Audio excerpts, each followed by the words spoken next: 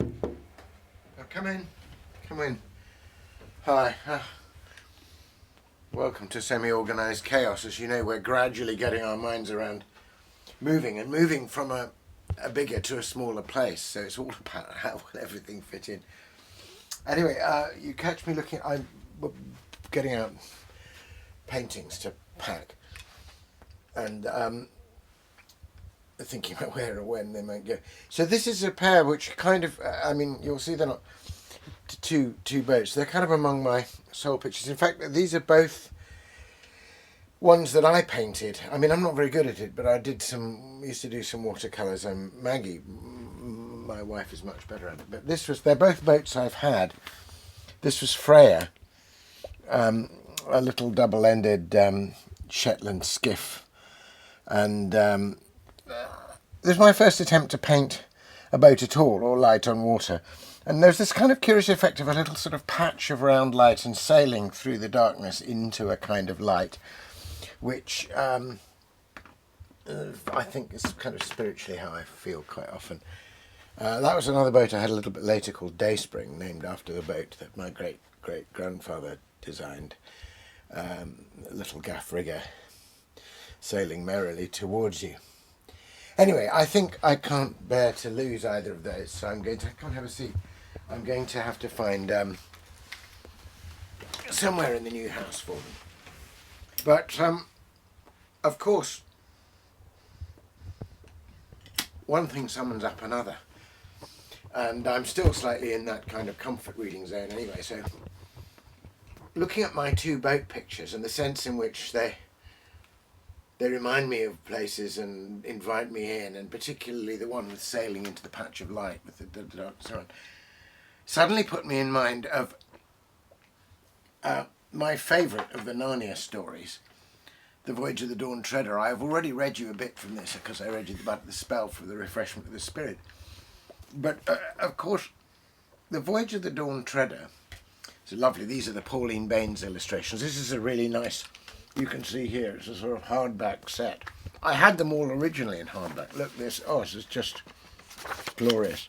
But this is the picture. This is the great picture which the book starts with. And eventually, as you see, they get into the picture. I remember being very excited when I was a little boy to learn that we were leaving Africa and coming to Cambridge, because this book is set in Cambridge and it's in a house in Cambridge that Eustace Scrubb lives in, that the picture is that they look at, the wonderful painting. But and I thought, oh, perhaps I'll find the house and I'll see the painting of the Dawn Treader.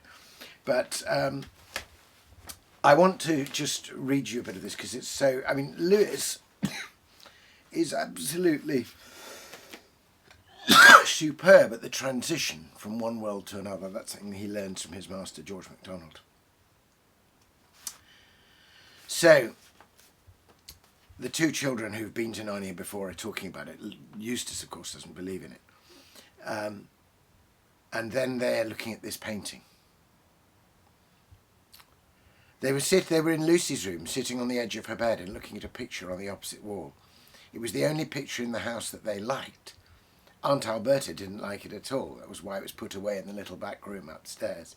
But she couldn't get rid of it because it had been a wedding present from someone she didn't want to offend. A little bit of grown-up politics there.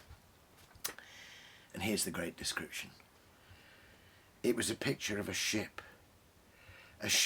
sailing straight towards you. Her prow was gilded and shaped like the head of a dragon with a wide open mouth. She had only one mast and one large square sail, which was rich purple. The sides of the ship, what you could see of them, with the gilded wings where the wings of the dragon ended, were green. She'd just run up the top of one glorious blue wave, and the nearest slope of that wave came down towards you with streaks and bubbles on it.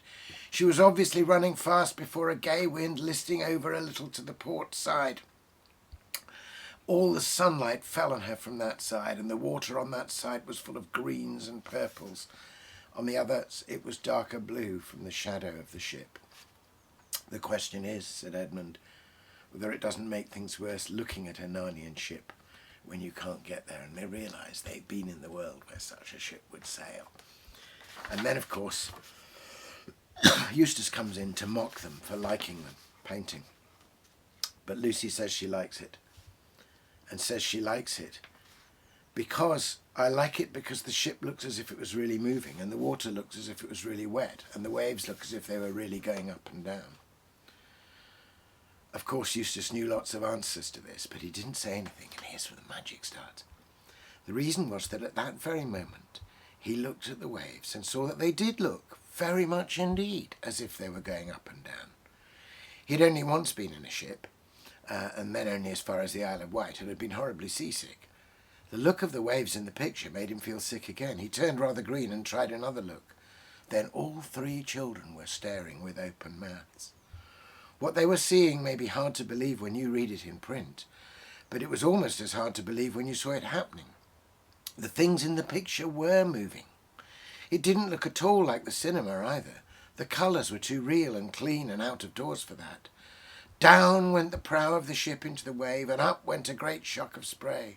And then up away went the wave behind her, and her stern and her deck became visible for the first time, and then disappeared as the next wave came to meet her, and her bows went up again. At the same moment, an exercise boat which had been lying beside Edmund on the bed flapped and rose and sailed through the air to the wall behind them, and Lucy felt all her hair whipping round her face as it does on a windy day. And this was a windy day, but the wind was blowing out of the picture towards them, and suddenly with the wind came the noises, the swishing of the waves and the slap of the water against the ship's sides, and the creaking, and over all the high steady roar of air and water. But it was the smell, the wild, briny smell, which really convinced Lucy that she was not dreaming. And as you know, they all get up and eventually they fall through the picture and find themselves in Narnia and are rescued and pulled onto the boat by Prince Caspian. I just think that is, I mean, it's magical in itself, but it's superb writing. You know, I was amazed enough when I was reading as a little boy that the thing moved and then you saw more of the ship. And ships were so important to me because we used to go back by sea every year from Africa to England on when my dad was on leave. So I loved the sea and was always out on ships and in boats. So I responded to everything about the sound and the noise. And do you see how even in just this one little paragraph, he appeals to all apart from taste, he appeals to all the senses, what she can see, what she feels as the wind blows, what she can hear. You know, and the wonderful smell, the kind of briny smell, which is almost like a taste anyway. It's not high, complicated writing. It's not full of strange vocabulary. It's not long sentences, but it's writing of the very first order that just makes it completely vivid. So of course they find themselves off on the adventure, and then they meet Reaper Cheap, and one adventure after another, including ones that redeem and make a good person out of Eustace, all happen. And I delighted again and again to reach into this book, and of course it deepened my love of sailing, and it informed other literature. When I came to read The Rime of the Ancient Mariner, I realised how much of Coleridge, including a painted ship upon a painted ocean, that Lewis was using. So this book enchanted what was for me an already magical, it re-enchanted in a kind of magical sense of the sea. And I'm sure even if we just look over here again before I wrap them up, I'm sure even these two, you know, modest little watercolours of mine, there was still that sense that I wanted to make a picture that would invite you in, a picture that would make you want to be there. What it would be to have a picture where the wind from another world blew to you out of the picture. Can't quite manage that yet, but I've had a go. Anyway, lovely to see you, and at some point when you start coming around, you'll see not just the pictures stacked up and the books all over, but even the packing cases. Oh look, by the bookmark that I had in this has got a dragon's head. My sister gave me that. Anyway, thanks for calling round. Cheers.